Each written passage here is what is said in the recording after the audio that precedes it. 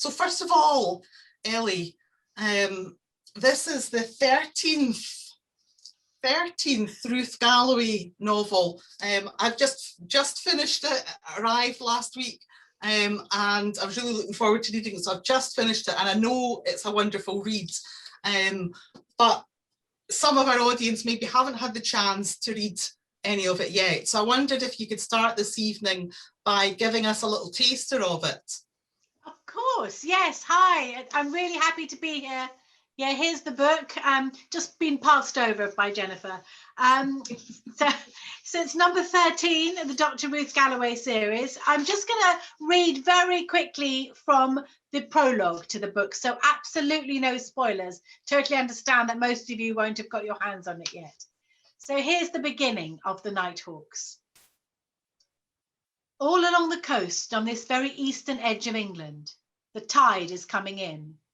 It rolls over dark sand at home. It crashes against multicoloured cliffs at Hunstanton. It batters windows at Haysborough, reminding homeowners that this land is just on loan. And on this spit of land jutting out into the North Sea, it approaches from all sides, turning streams into lagoons and lagoons into unfathomable lakes. The Nighthawks are aware of the encroaching waters. This is dangerous territory after all. But they are hunters and their blood is up. Iron Age coins have been discovered in the sand near Blakeney Point, and there are rumours that they are part of something really big, perhaps even a horde. The hawks spread out across the beach, their metal detectors glowing and humming. The sea rolls in, white waves on black water. A young man with a torch like a third eye on his head calls, "There's something here."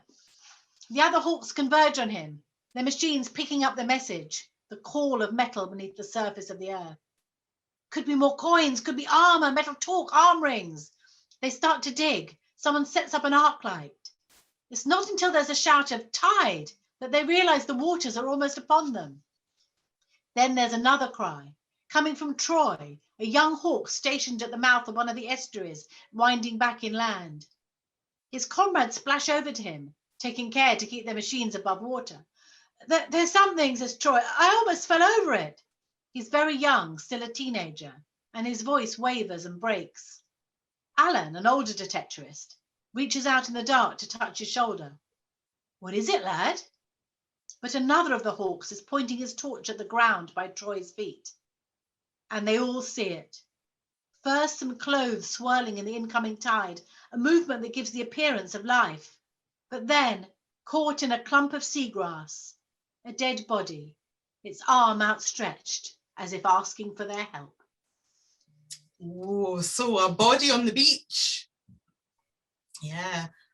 And Ruth's back in Norfolk for this book because she'd moved in previous books. So is place very important for Ruth then and for your writing? It's really important, yes. I mean, as you say, in the previous book, The Lantern Men, Ruth was in Cambridge. She'd moved house, she'd got a new job.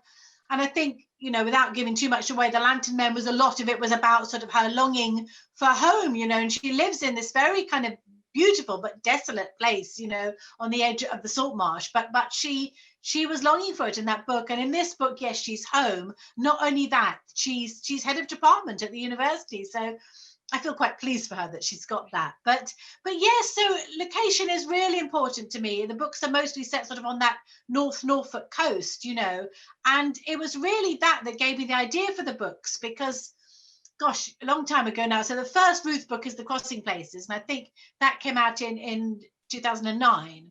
And the idea for that came when I was walking along that marshland with my husband, Andy, who's an archaeologist.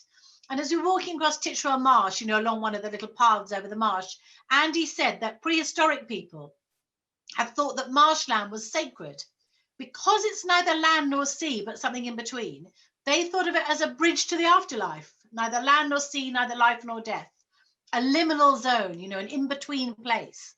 And that's why you find bodies buried there and sometimes treasure, sometimes weapons. It's to mark that boundary, if you like, between life and death. So really the entire books came from that moment and the thought that, you know, the landscape itself was really significant.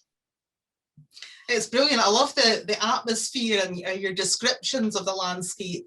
And I love the mystery of all the kind of myth and legend that are in your books as well. And that's important in this book too. There's a very interesting mysterious dog as well that appears in this one, which is ever so slightly scary too. So how do you go about the research? And does your plot, or do your plots get sparked by something you've read about the history or about the archaeology, or how do you come up with the ideas and join it all together with the history and the archaeology? Oh, wow, that's a great question, really. It is all really important. You know, the books are set in Norfolk, which is, you know, right on the sort of eastern edge of England. And only 9,000 years ago, though, it was still attached to Scandinavia. It's not that long, really, when you think about it. But it has been inhabited for a very long time. The oldest human footprints outside Africa are in Norfolk, in Haysborough, in fact. It was mentioned in that prologue. So, you know, people have lived there a long time. So that means there are lots of bones, lots of bodies to find. So in the bit that I just read you, quite soon they're going to find not only a modern day body, but also a Bronze Age body. So, you know, you do have all these bones on the beach and everywhere else, but also you do have these myths and legends, you know, and people, as I say, people have lived there a long time, but people tend to stay there a long time as well. So sort of you get generations and generations who stay there. So there's quite a lot of sort of folk memory, and people do remember these stories. And the central story in this book is the black shark, and it's a black dog. I'm glad you thought it was scary. It's meant to be a bit scary. So it's this black dog that's meant to appear to you, and its appearance is not really a good thing. So it either means that you're going to die or there's going to be a death. I mean, some people would say it's just a companion, but there are a lot of these black dog stories around. Are there similar stories in Scotland? Is there a similar black dog? I'm not sure. It tends to be sort of black or white ladies or things that you hear about, not so much around animals, or at least that I haven't heard of in this area. So this was a different one.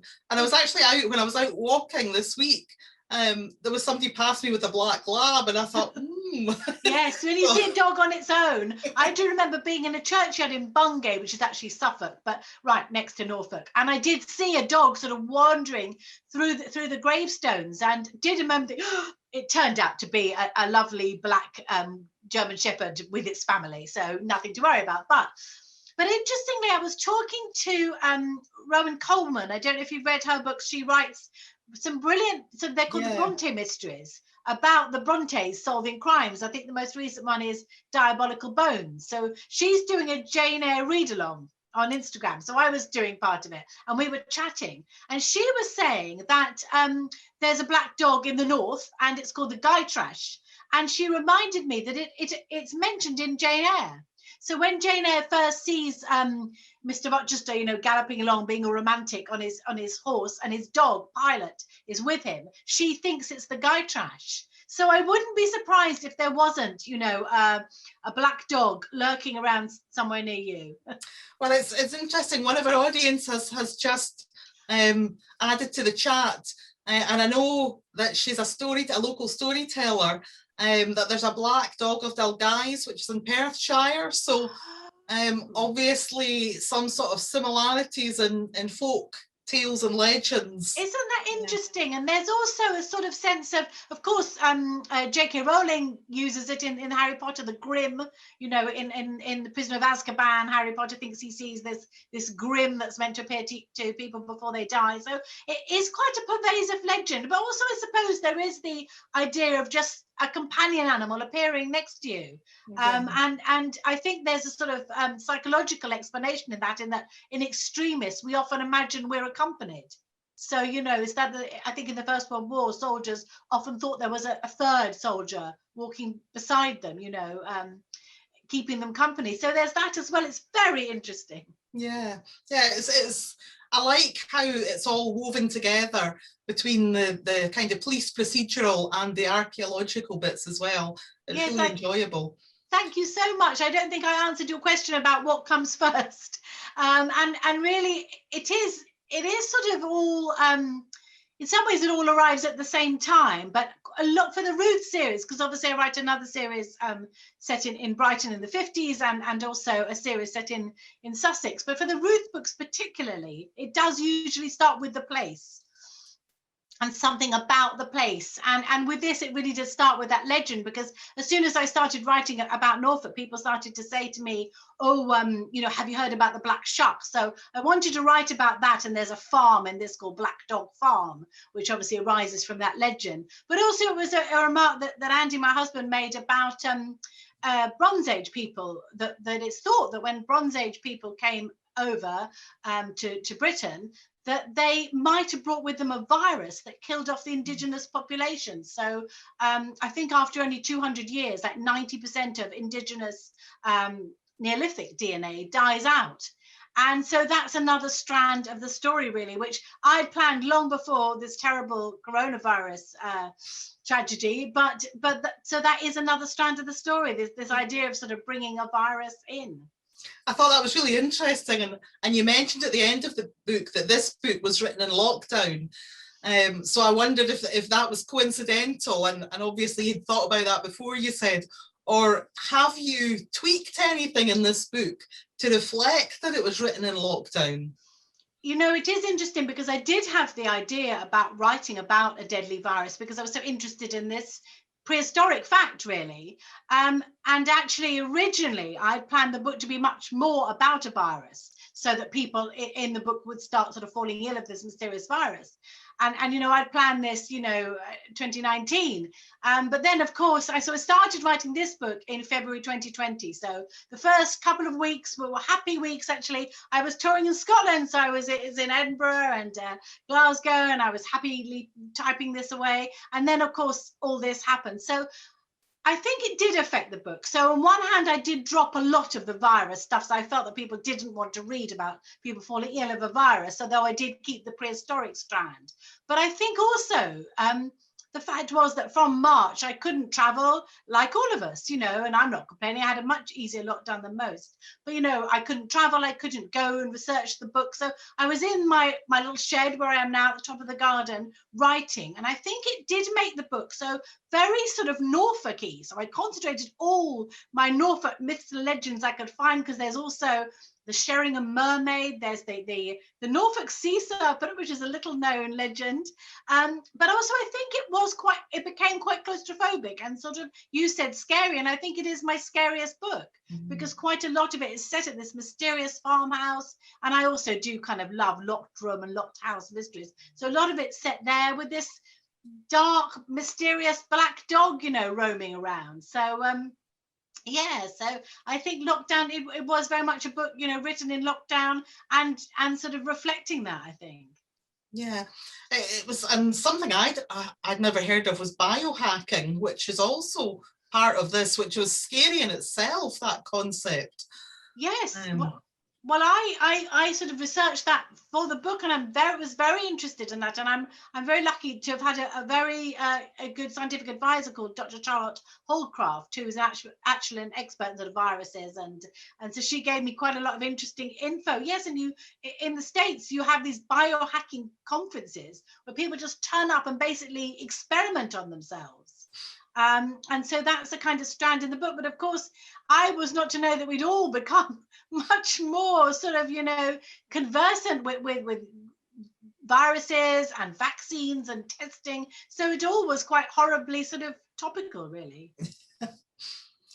And Ruth, I love Ruth. I love Ruth because she's almost our ordinariness and our extraordinariness, because she has all the kind of faults and the insecurities that everybody has. And I love that she struggles daily with will I cook pasta for tea, or will I have something healthy? And there's just so many things with Ruth that resonate.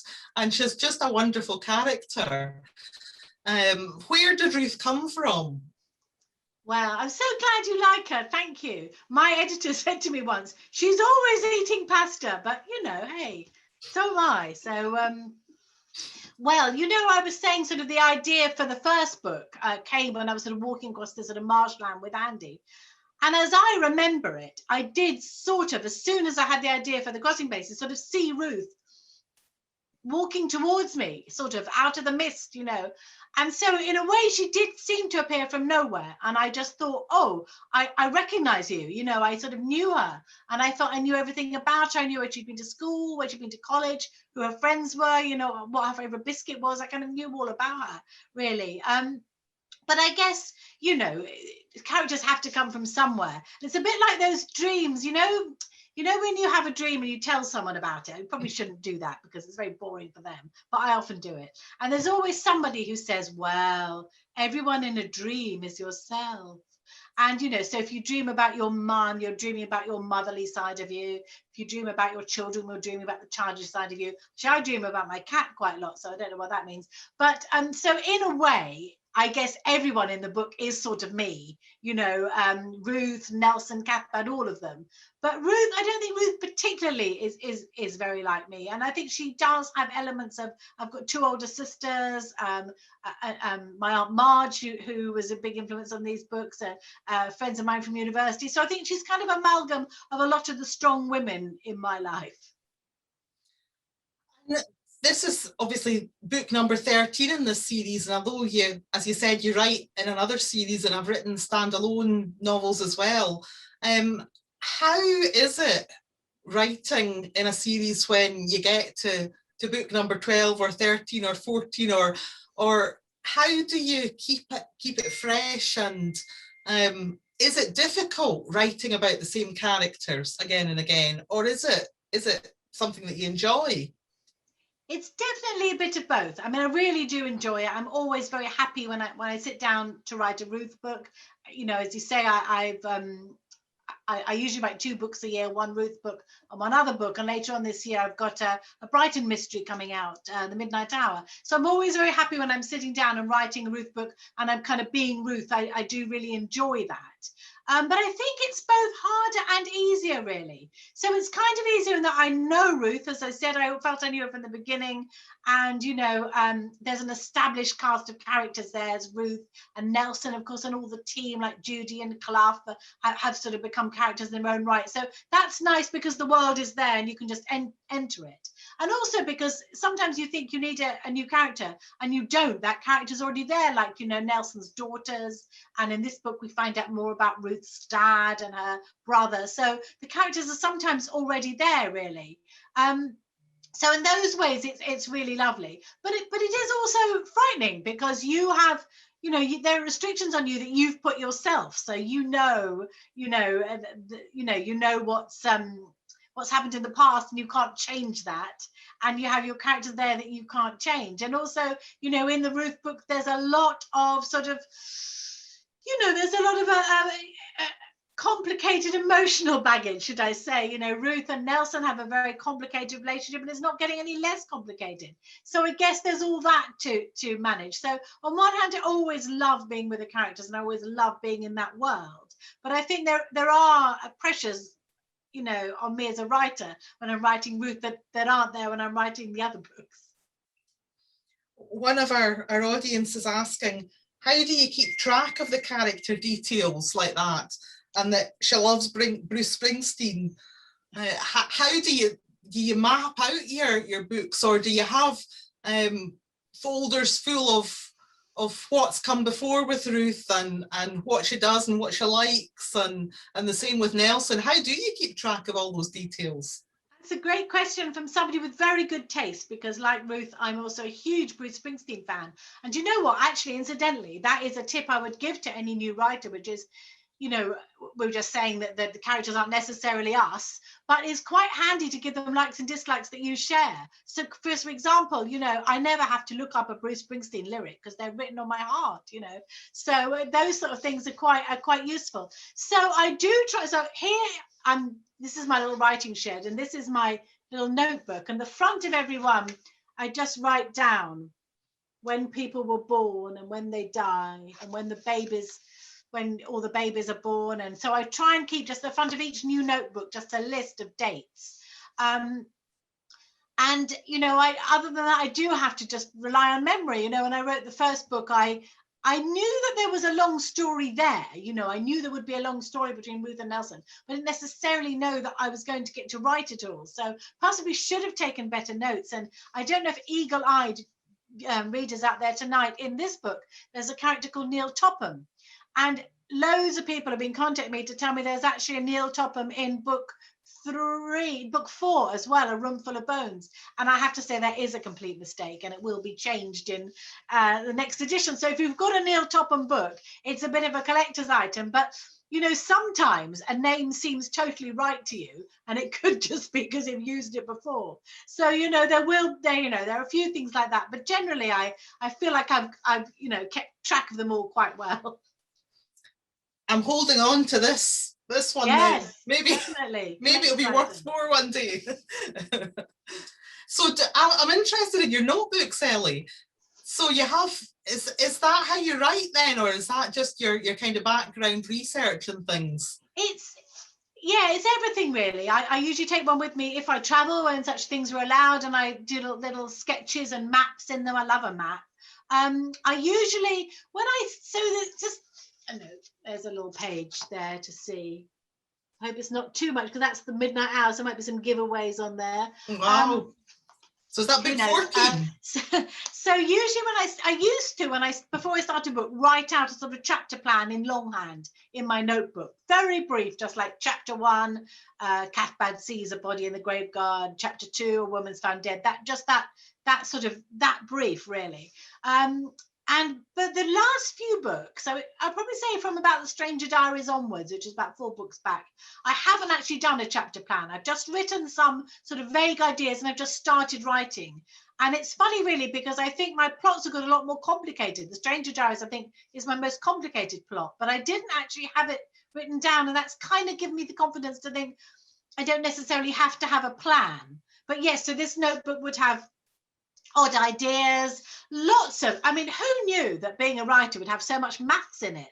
I'm always trying to work out and I'm not good at maths, always trying to work out when people are born and when they died and how old their children are. So there's lots of working out in here. And as I say, little maps, little sketches, all sorts of things, all sorts of little stuff written down. And so, yes, that just goes on. And there's a little, even though that might not find its way into the book, there's a little family tree there you can see. So so just everything, it's become a bit more random than it was, but it seems to work. Touch wood. That's the only thing with my office, there's not enough wood, so touch wood, it does seem to work. So do you always know who's the murderer before you get to the end? I listened to an interview recently with Sarah Sheridan, and she said that in some of her Mirabelle mysteries that she writes without knowing how it's going to end. Do you write like that, or do you always know how it's going to end? I love Sarah Sheridan's books. Well, that has kind of changed. So usually I do have a rough idea of who did it and what's going to happen. Incidentally, I was quite surprised when I was reading Agatha Christie's notebooks, which are very interesting. Often she didn't know. Often she just planned, and I always think of her as such a good plotter. She is a great plotter. Sometimes she just picked the least likely character, which I think is, amazing, really. So usually I do have an idea, but there have been a few books that I've started not quite knowing. And I've just had to sort of trust that will become evident. Or there's a couple of books where I have changed, and it's more a case of when I was sort of halfway through thinking, well, actually, clearly that's what happened, and that's what's coming. So that's happened a few times where I have changed it because that's the way the story has gone, really. So I do have some idea. It's a bit like I was saying, I like maps. It's a bit like having a map sketched out. But it's not like a sat nav. I mean, it doesn't say, turn around where possible when you've made a mistake. You can meander off onto sort of odd little bits and byways, and you can change your route. But usually it gets to the place I intended to get to. And do you have any favourite characters? Is Ruth your favourite, or Cathbad's another one that I love? Oh, I'm so glad you like Cathbad. I guess Ruth is probably my favourite in these books. I mean, I get a bit frustrated with her sometimes. And it's funny because some characters are quite fun to write. So Nelson's quite fun to write because he's always doing things, he's always going somewhere, doing something. That's his character. So it's quite fun to write in a way. Cathbad, I'm so glad you like Cathbad, and I like him as a character, but he's quite hard to write, because I think in order to write about a character, you have to be very much in their mindset. And absolutely, I believe that, I want to present Cathbad's beliefs with a lot of respect. So I have to sort of think into my head, how much does he actually really believe, and what's he thinking now? It's actually quite hard to be Cathbad. So there are parts of the book written from his point of view, but they're quite short usually, because it's quite difficult to be him. I would say my absolute favorite character to write is actually, I don't know if you've come across my children's books, like murder mysteries for kids, called A Girl Called Justice. And Justice, the main character, that is my favorite character to write. I think because she's kind of based on my mum, who was like Justice at boarding school in the 30s, and she's just dauntless. She's unsquashable. And it's really good fun to write about a character like that. And I suppose she has a lot of agency. She's the one solving the crime. She's always doing things. So she's probably my absolute favorite character. And in fact, it was great, when the books came out, going to schools and talking about them. And one of the first schools I went to, and kids asked the most amazing questions. So I was talking about A Girl Called Justice, and I'd also mentioned the Ruth books. And little boy in the audience, about 9, he said to me, he said, so Justice could be Ruth's grandmother. And I thought, she could. I don't think she is, but, maybe spiritually she is. So how do you balance all the writing? Because you're writing maybe a couple of different series at the same time, is that right? Or do you write a couple from one series and then move? How do you balance it all out? I usually just write one at a time. So usually the Ruth books come out in February. So I start writing them. They come out in February. So I sort of start writing them in the summer. And then there's a book that comes out. I had to deliver it for the summer. So I'm starting to write the Ruth book now, and then I will deliver it. My editor and I have the same birthday, which is 17th of August. So we always say we'll deliver on the 17th of August. So I usually start a Ruth book out now, and I'm writing book 14 now, and I'll deliver it in August. Then there's usually a book out in the autumn. So I start that in August and deliver it in February. So that's kind of how it works. The Justice books I was talking about, the children's books, are the only exception to that, because I find them sort of fun to do. I quite often give myself as a treat, like an afternoon of writing a Justice book. And during lockdown, it was Fridays. I'd give myself a Friday. I would just write those books and just have fun in her world. So usually I'm writing one. I don't mind at the moment. I'm, writing Ruth 14 and editing The Midnight Town. I don't mind writing one and editing another one. That seems fine. But I don't think I could kind of create two worlds at the same time, apart from the Justice books, which just seems to work. Are you a disciplined writer then, Elly? Do you write every day? Yeah, I try to be disciplined. Yeah, I've got a cat called Gus, and every morning at about 8 o'clock, he comes and stands by my writing shed, and he's like my little furry conscience, So he's up to say, well, we should start working now. And yesterday we had some snow here, nothing like the snow you had. I have to say, really, you wouldn't even count it as snow, but we all got very excited. I live in Brighton, so, right on the south coast, and we don't get much snow. So yesterday there was some snow, and I followed Gus's little paw prints up to the shed because he was still waiting there. So I go in 8 o'clock, I've got a little espresso machine, I have a strong coffee, and I start work. And I do try to write every day, and I try to write at least 1,000 words a day, because that's, the theory, isn't it, that the Ruth books are about 90,000 words. So the theory is it should only take 90 days. Of course, it doesn't work like that, but it's not far off that. I only do one draft. And so if you were looking over my shoulder while I was writing, you would definitely recognize that the finished story doesn't change that much.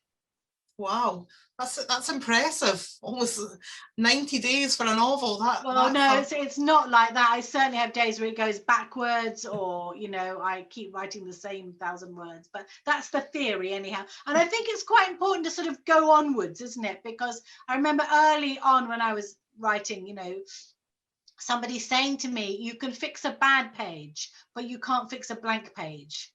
And it's kind of important to get the pages down, you know, to get the story there, and then you can fix it.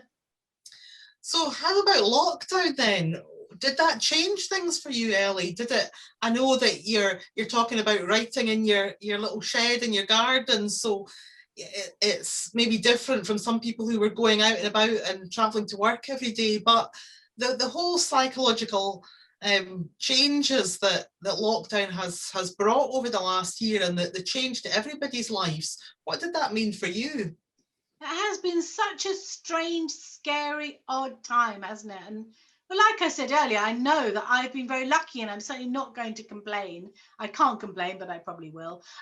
You know, because I haven't been doing a frontline job. You know, I haven't been working in the NHS or as a teacher or in a shop. You know, I haven't done that. I have been able to write from home, continue doing my job.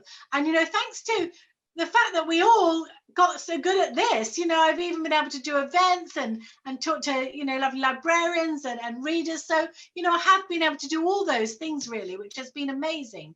So I know that I've been very lucky. The first lockdown, my children were here, they're both at university, but in the first lockdown they were with us, and this one they're back at university. So it was actually rather lovely to have them home, or lovely for us anyhow. So in some ways, because I did have this deadline that I had to do, you know, I knew I had to finish a book by August. So I in some ways, my writing didn't change because I was still writing every day and trying to finish a book. But of course, in other ways, of course, we're all affected by it. And I think, you know, I think you can see it in the writing of this book, the sort of, you know, the fear in it really, and the fact that it's quite scary and quite claustrophobic in places, but also the fact that it was an escape, so I was happy to escape to lovely Norfolk. So I think you can definitely see it in the books. But you know, I was lucky, and that I had something to do from home and places to escape to. You know, I think that's been really important. And I don't know about you, but reading has been really important to me. You know, I have really, you know, escaped into books. Well, yeah, I think, well, I get panicky if I don't have a book, lockdown or no lockdown. If I don't have something to read, I get slightly panicky. So I think it was even more so in lockdown. And definitely, books have been a lifeline for so many people, and so many of our readers have said that. That if you didn't have that, at least you can, if you're having a bad day, you can lose yourself and travel somewhere else or get caught up in something else. So they've definitely been a lifeline. They really have, and it's been wonderful that libraries have managed to you know, to still keep a service going, and bookshops have also got very, very good about online orders, and you know, they've got very sort of canny about doing that. And I think it has meant so much to all of us. And I've really I'm exactly like you about panicking. There ought to be a word for it. It's that book panic, isn't it? Oh, have I got a book, and have I got one with me? You know, I always have to have one in my bag, and at home I have one by my bed and one downstairs, and you know, so you just always have. But I've also done a lot of rereading. I've read a lot of you know, I've reread a lot of Georgette Hare. I'm a big Georgette Hare fan, and those books that are quite comforting. I reread The Lord of the Rings. I reread the Casualty Chronicles by Elizabeth Jane Howard. You know, books that are very absorbing and that you can sort of lose yourself in. So yeah, books are just amazing, aren't they? And I think you're so lucky if you can lose yourself in that world. I mean, goodness. And if my books have been that for anybody, well, that makes it all worthwhile, really. I'm reading the Casualty Chronicles at the moment. I'm on book 4, I think. So isn't it amazing how she describes food and clothes? And I love that richness of her description. Are amazing. Oh, you've frozen. Oh, you're back. There's a small link. They said there's a small link between me and Elizabeth Jane Howard, in that my editor Jane Wood, who's a legendary editor, also edited Elizabeth Jane Howard. Oh, there you are. It's a small world. It is. I was slightly jealous during lockdown that lots of people were saying, oh, they'd taken up a new hobby, or they had more time to go walking, or they were becoming craftier, and of course they were baking bread. But have you taken up anything in lockdown that you didn't do before? I'm like you. I think, oh gosh, these people are so amazing, the people who are embroidering or bread making, you know, and I did make banana bread like everyone else. You know, and both my kids actually got very into Duolingo and did loads of language, and I've got these amazingly long streaks, and my son was, he's a pianist, and he was playing these long, you know, complicated, you know, sonatas and concertos and things. And, you know, I do really admire people who can do that. I did take up yoga, like a lot of people. I did take up yoga, and I have carried that on. I do now do that every day, and it has been great. I found it brilliant, really. I'm a real convert to it. But Gus, the cat, really doesn't like me doing it. So I do it up here in the shed. I've got my little yoga mat, and I look up and I see this little furry face that's looking so, I don't know, so disgusted, really. You know, just think, what are you doing? Probably because I don't do it very well. But I guess that's the only thing that I've taken up. But yeah, watched in amazement the people who are sketching or, you know, whittling or doing something like that. My husband's sort of built a motorbike from scratch. I'm kind of hoping it won't start working because I'm a bit scared of him going on it. But yeah, he's been in the shed building it. I think that's what he's doing. It makes me feel quite inadequate sometimes when I hear stories like that, but you can only do what you can do. I've done lots of reading, so well, that's what I've done. That's important. And you've done reading and you've made books available for other people. What could be better? Yeah, exactly. So crime and thrillers are the most popular types of books in libraries in Fife. We have huge amount of readers who just absolutely love crime and thrillers. Why do you think that crime novels are so popular? It's really interesting that that's your most popular genre, isn't it? Yeah. I don't know, but I do think that particularly maybe in times of kind of strife and crisis, people do strangely turn to crime novels. And of course, what we think of as the golden age of crime is kind of between the wars, when I think people were quite stressed and worried. And of course, the 1930s are a huge boom time for sort of crime novels. And I wonder if we like crime novels because particularly maybe with British, maybe American crime as well, there is some sort of resolution. So really terrible things do happen, but usually at the end you do find out who did it, and there's usually some sort of justice meted out. And I think maybe that is what we're drawn to, that there's a mystery that can be solved, the clues are there. And I'm very old school in making sure, you know, in my books, you know, the clues are all there. There's never going to be anything that you can't solve. You know, there's never going to be a supernatural explanation, say. It's always going to be something you can solve. So the clues are all there.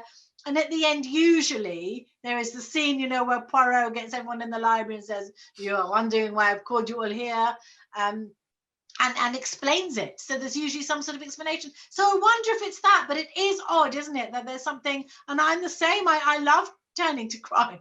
I love rereading old crime novels. You know, it is very comforting. So who do you read, Elly?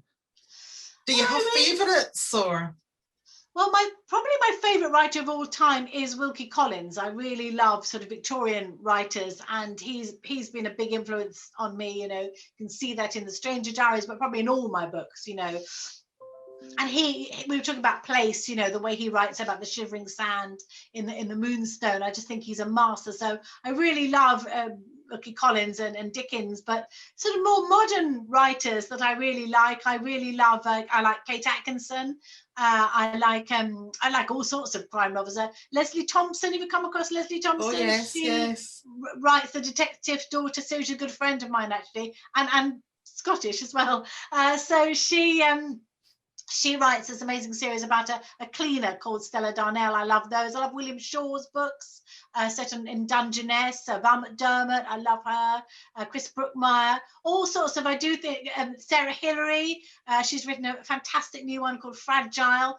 Erin Kelly's new one is amazing, Watch Her Fall. So I like all sorts of different crime writers. I also really love, talking about Georgia Hare, but I also really love historical fiction. C.J. Sanson is the Shard Lake books. I'm a big fan of those. Really love those. Some good recommendations there for our readers. Oh, good. I hope so. Yes. I mean, there are so many fantastic crime novels around at the time. Will Dean's Last Thing to Burn. I read that recently. That's fantastic.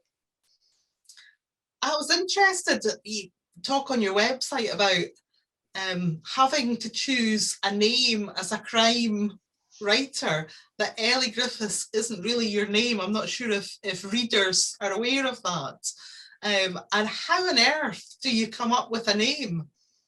Well, you see, no, Elly isn't my real name. My real name is Domenica De Rosa, which sounds completely made up, doesn't it? It sounds like a pseudonym. If you had to come up with a writery name, it would be maybe something like that. So it's my real name. My dad was Italian. It's Italian.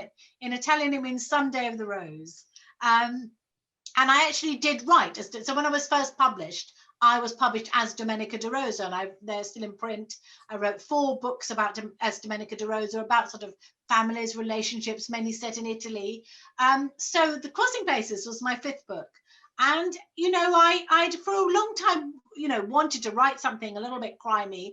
And my husband, Andy, he'd been a lawyer, but he'd retrained as an archaeologist. So I was interested in that. And I was sort of describing how I had that moment walking across the Norfolk coast where I had the idea for the book. So then I wrote it.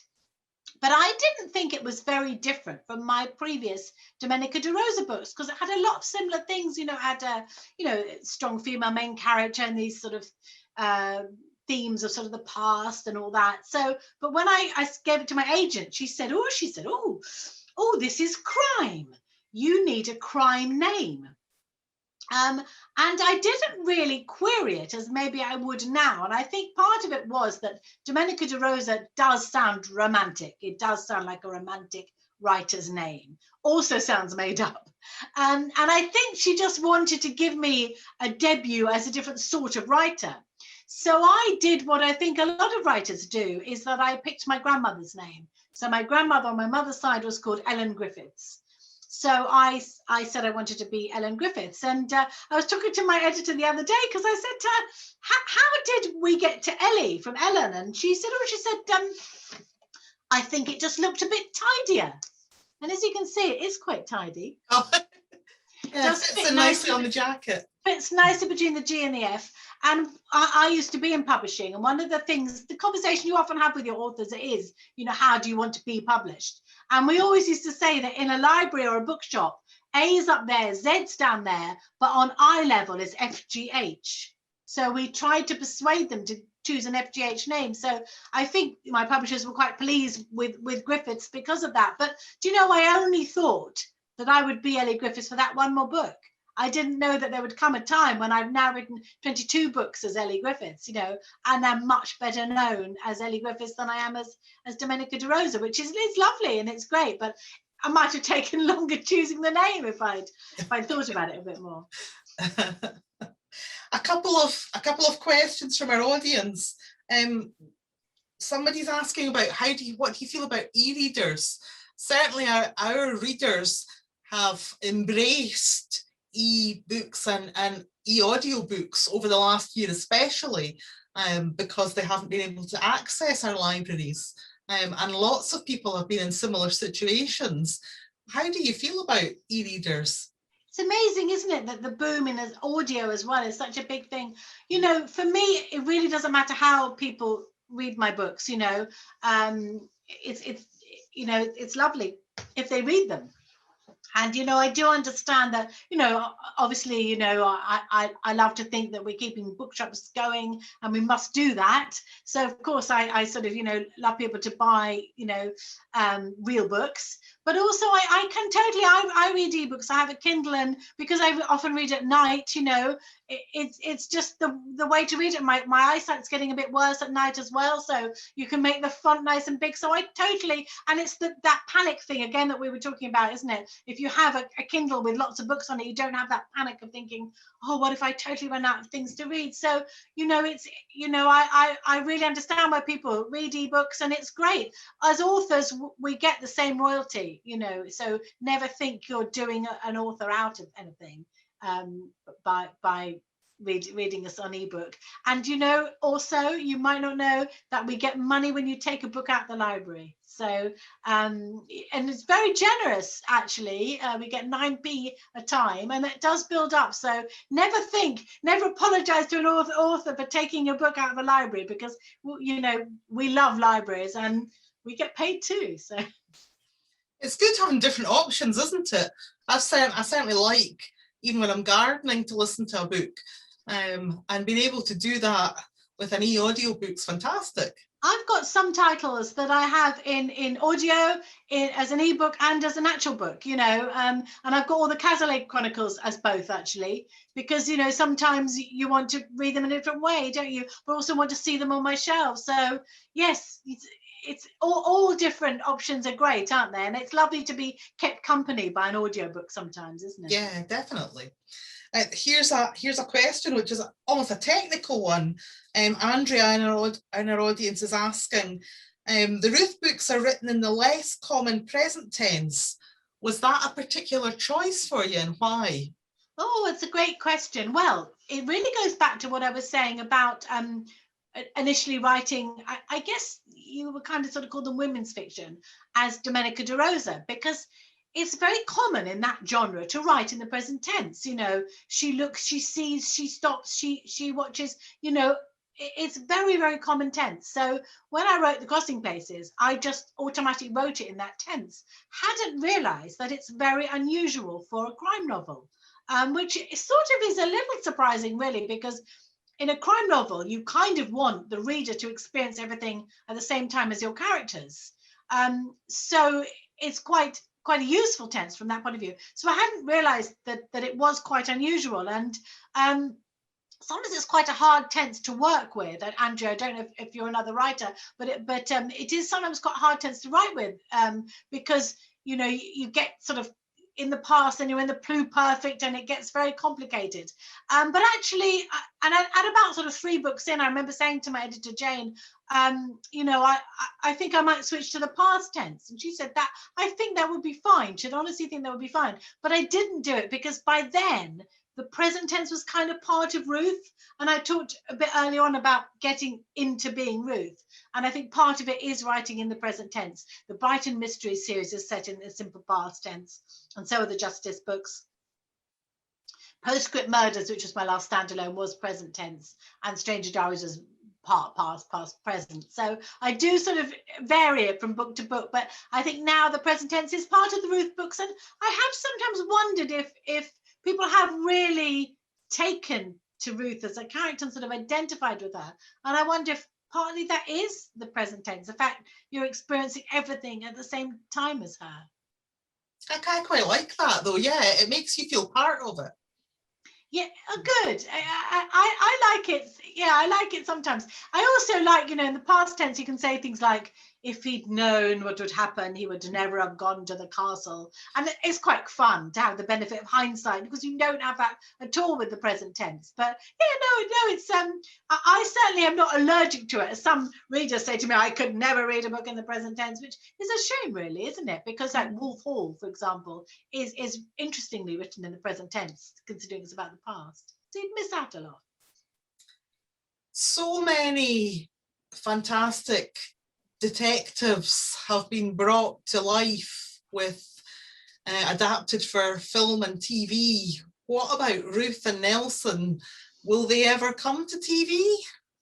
Or well, thank you for asking that. Well, a TV company has got an option on them, so I should say that right away. So a TV company has optioned them and has commissioned a script, so it is possible.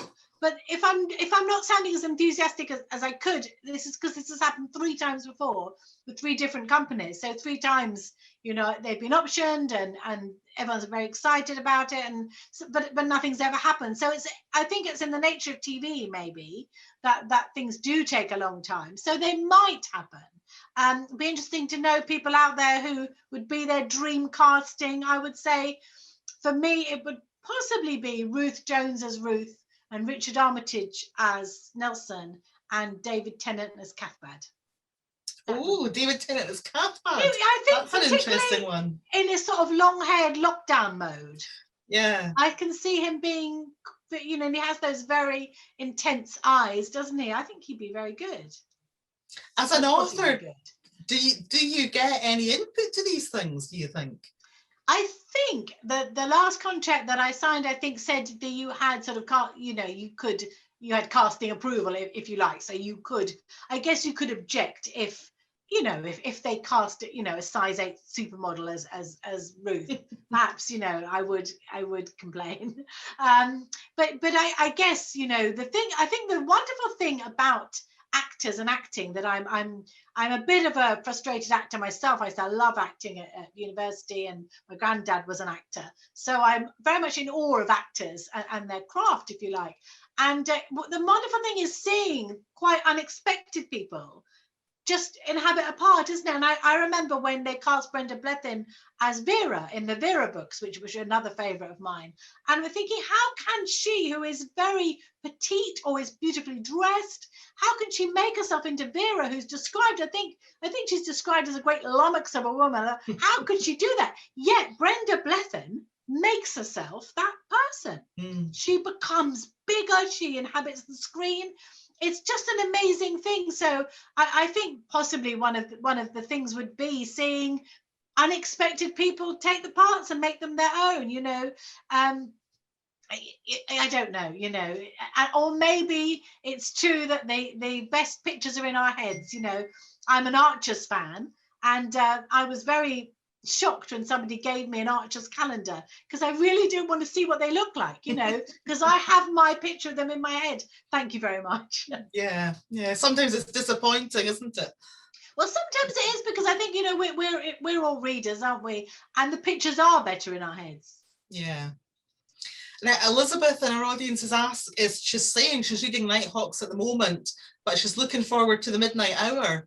Are you able to give us any clues about what will be in that?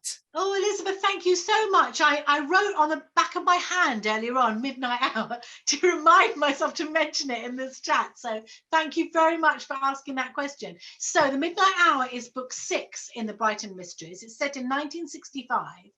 And it starts when a theatrical impresario, a retired theatrical impresario, is found dead in his home, which is in a village called Rottingdean, which is right near me. It's the next door village to me here, and it's a lovely old village. But there was famously a hotel there called Tudor Close, which was a place where lots of Hollywood stars stayed, and then Tudor Close became private homes. And so a lot of the murder takes place in Tudor Close, which is in itself quite a spooky place. So this theatrical impresario is found dead. It seems to be his wife. Everyone thinks his wife did it. But she calls in private investigators, Emma and Sam.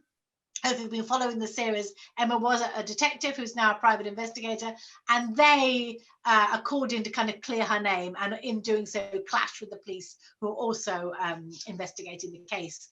And the action is partly in Brighton, but also goes all the way up to Whitby, because Max Mephisto is appearing as Dracula in a film. So thank you for asking about it. It was lots of fun to write. It comes out at the very end of September, I think the 30th of September. I think that's the publication day, if I get on with the proofs. What input do you have to your jacket covers, Elly? The covers are really lovely, aren't they? Looking at the one behind you there, they are lovely. Well, like all authors, I kind of, you know, in theory, again, have a say in them. But I was a publisher, and I really do, I hope my publishers know this, understand that the author input is necessarily quite unimportant, really, because the cover sells the book to the bookshops and libraries, and to the buyer. So whether we like it or not is sort of a little bit you know, academic, really. So I do get to say, but usually my publishers say, here's the cover, everyone else likes it, hope you do. And the answer to that is, of course, yes, I do. It's lovely. I mean, the only times when I would occasionally just query it are if you think it's not, you know, quite right for the market. But Quercus are amazing with covers, and I wouldn't think they would ever make that mistake. But it's so interesting, isn't it? Because the cover of a crime novel, I always think this tells you so many things. It tells you what sort of book it is. You know, you're looking at the cover of the Nighthawks. I think you'd know immediately that this was a book where place was very important. It was a book that didn't have lots of graphic violence. I think you can tell that by the cover, by the sort of softer typeface, just by the look of it. You could tell that the sort of book it is. So I do think cover designers are very, very clever. Tell you one thing that I find very interesting is, so my books are now published in quite a lot of other countries, is how different they are. And my covers in America are very, very different. They just look, it's very interesting. Different markets and publishers know their markets, but that is something that I find very interesting. The Postscript Murders is out next month in America, and the cover is so different from the British one. Both brilliant. It's very interesting, isn't it, that you're reading the same thing inside, but your whole perception of what you're going to be reading can be totally altered by that jacket. Yes, completely. And I guess you must see that a lot, because you must see so many jackets come by. And of course, when you look at jackets in the past, so I used to work for HarperCollins, who published the Agatha Christie estate. And you know, if you look at early Agatha Christie jackets, they're so different because they were quite bloodthirsty. And I suppose now we see them as slightly sort of golden age and vintage, and they're sort of softer, aren't they? And it's very interesting to see how Georgette Hare is a classic one, because some of her covers, you think, has that person read the book? Because absolutely nothing like what happens inside. So I think generally speaking, we've got a lot better at covers. Yeah. Okay, last, we've got a couple of minutes to go, but one last question for you, Elly. Now, I think I'm right in, I've read that you once worked in a library, is that right? So what kind of library, what are your memories of it?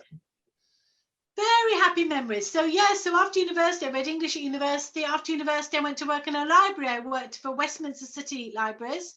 And I first of all worked in Mayfair Library, which is a strange little library, because hardly anyone ever goes in there. But it's in such an interesting and sort of, well, you know, very posh part of London, really, just off Farm Square. So it was a very interesting, I worked with a Marxist librarian who varied the amount of fines he fined people according to how rich they were, just in his head. So that was very interesting. And then I worked at Charing Cross Library, which is much more a sort of city centre library. Interestingly, Philip Pullman worked there too before me, I have to say. So had a bit of it, and that was an amazing, wonderful, big multicultural library. Had the biggest collection of sort of Chinese books in London, I think. So it was wonderful. Yeah, it was really good fun. I made lots of good friends there, with whom I'm still in touch. And yes, I mean, it's a fantastic place to work, isn't it? A library, because you're really right in the middle of the book world, but you're not in the sort of necessarily in the sort of commercial side of it. You're just saying the books are here, come and get them. You're not saying you have to pay, or you know, you should have this one and not that one. Of course, you're happy to advise, but I think libraries are just amazing things. And I had 2 really happy years working them. I was only a library assistant though, I wasn't a librarian, but still I have lots of happy memories of it. Oh, that's good. Yeah, libraries give you the chance to try things, don't they? Yeah, you got the opportunity to pick and choose and find things that are surprising or that you might not expect. Yeah, absolutely. And just think of all those random choices we've made from library shelves that have sort of changed our lives. It's quite an amazing thing. And also, you know, for young people, you know, you remember that thrill, and my kids were the same, of going to a library and can we really take 6 books away, you know, any books, you know, it's just incredible, really. Yeah. Okay, well, we're going to have to draw to a close now. It's been a fascinating chat with you, Elly. We're so pleased that you were able to spend some time with us this evening, and if you haven't read the Nighthawks, absolutely fantastic. Grab yourself a copy because it's a brilliant read. I read it last weekend, and that was just great. Sit with your feet up beside the fire, forget the weather outside, and just absorb yourself in it. It was brilliant. Thank you so much, and thank you for asking me. I've had the most brilliant time. That's great. Before everybody disappears this evening, thank you very much, everybody that's come along. Before you go, if you've enjoyed it, we have another event coming up in a couple of weeks' time. We have an event with Janie Godley who'll be launching our Pause Not Full Stop Menopause project. So a great evening of comedy, chat and conversation. You can find more information on onfife.com. Thank you very much for all coming along. When you leave the event this evening, you'll get directed to a very short survey. Would be delighted if you could just take a few moments to give us your thoughts about the event tonight. It's really helpful in planning future events. Thank you so much. And a huge thanks to Elly. Thank you. Thank you. Janie Godley sounds unmissable. Everyone should come along to that. Thanks so much, Jennifer. I've enjoyed it so much. Thank you. Brilliant. Take care, Elly. Thank you very much and goodbye.